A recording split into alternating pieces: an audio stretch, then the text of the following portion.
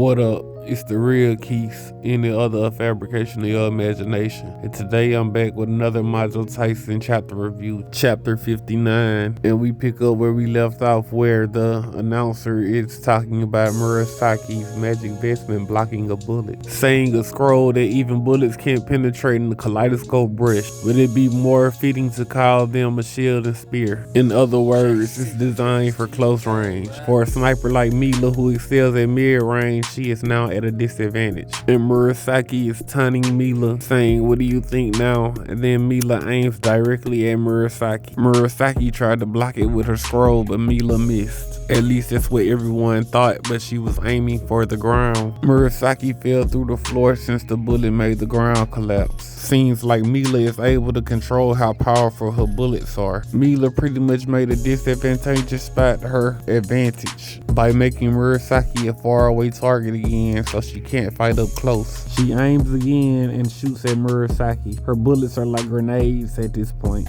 The moment you're caught in her sight, you're a sitting duck. Murasaki goes to hide, believing that she found a spot Mila couldn't hit her in. As she stops to take a break, she hears the big boom behind her. Mila shot through multiple floors. Mila predicted her movement, and Murasaki believed that she went up, that Mila would think she would go up, but instead she would go down, doing the opposite. But Mila scaled the walls and met her at the bottom. Mila shoots and just barely grazes Murasaki's leg. Then Murasaki goes on the offense, using her brush covering the hallway in her ink, and Murasaki disappears. And Murasaki draws a diagram of what she thinks happened. And it's like I said earlier, her thinking that she would go up will make Mila go up, but her going down, Mila predicted her going down. And the crowd talks about how Mila was at a disadvantage and she turned it around. And they talk about how this isn't even a match because Mila is a first-rate soldier and Murasaki is a island nation noblewoman. And the demons are talking about how Murasaki's desire isn't even special. But someone interjected saying Murasaki's desire is nothing special. That could never be the case. And this person who's saying this name is Sei Shonagun. And she's actually speaking up for Murasaki, showing a little admiration by saying the woman writings are the best of the best. And she goes on to talk about her writing, saying there's over 400 different characters and 54 chapters. At the time, it was a masterpiece beyond imagination.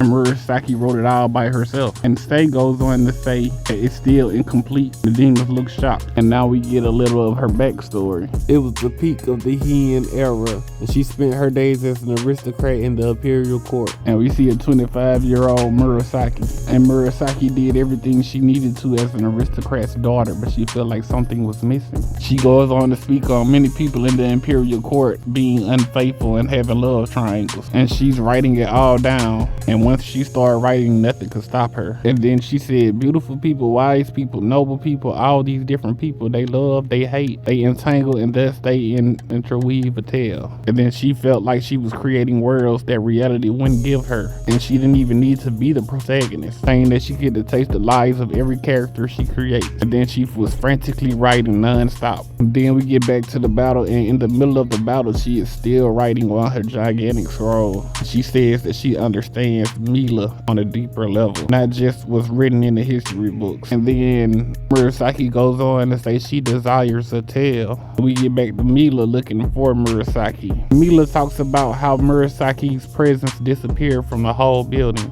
how her magic vestments is only suitable for close combat. Next thing we know, Mila jumps and dodges something, and we see a big boom. Mila thinks it was a gunshot. She uses her sniper to look and see what it was. And that is the end of the chapter.